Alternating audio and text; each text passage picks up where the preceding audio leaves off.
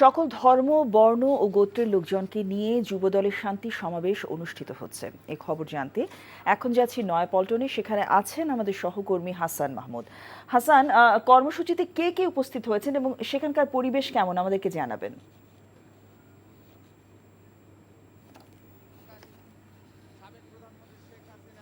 বিচারের দাবিতে হত্যা, গুম এবং নির্যাতন, যে বিভিন্ন সময় হত্যা, গুম এবং নির্যাতন হয়েছে, সেই নির্যাতনের প্রতিবাদে তারা বিক্ষোভ করছেন এবং সেই বিক্ষোভের অংশ হিসেবে হোসাব টাওয়ারে এখানে রয়েছেন যুবদল সভাপতি মোনায়েম মুন্না এবং সাধারণ সম্পাদক নয়ন সহ অন্যান্য নেতারা কিন্তু এখানে রয়েছেন এবং তারা এইখান থেকে অবস্থান কর্মসূচি নিয়েছেন এবং তারা বলছেন যে গত 15 বছরে যে হত্যা, তাদের নেতাকর্মীদের হত্যা হয়েছে, বিভিন্ন সময়ে বিভিন্ন মামলার শিকার হয়েছে এবং বিভিন্ন সময় হত্যা হয়েছে, বিশেষ করে নেতাকর্মীরা, সেই নেতাকর্মীদের হত্যার বিচার তারা দাবি করছেন এবং সেই হত্যার বিচারের পাশাপাশি তারা বলছেন যে সাবেক প্রধানমন্ত্রী শেখ হাসিনাকে দেশে ফিরিয়ে এনে তাকে বিচারের মুখোমুখি করতে হবে এবং সেই মুখোমুখি করার দাবি নিয়েই তারা আজকে এইখানে সমাবেশ করছেন। পাশাপাশি বলে রাখি যে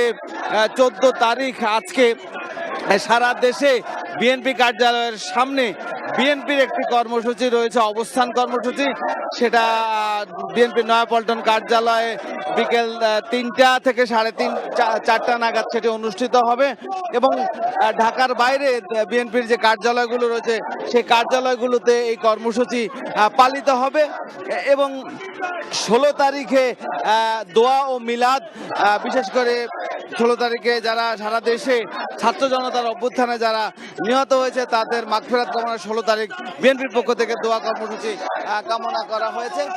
তো এইখানে যুবদলের কর্মসূচি চলছে এবং যুবদলের এই কর্মসূচি থেকে তারা যেসব দাবি করছেন সেই দাবির পক্ষে এখানে মিছিল এবং বিশেষ করে তারা অবস্থান কর্মসূচি পালন করছে। জানছিলাম যুব দলের শান্তি সমাবেশের খবর।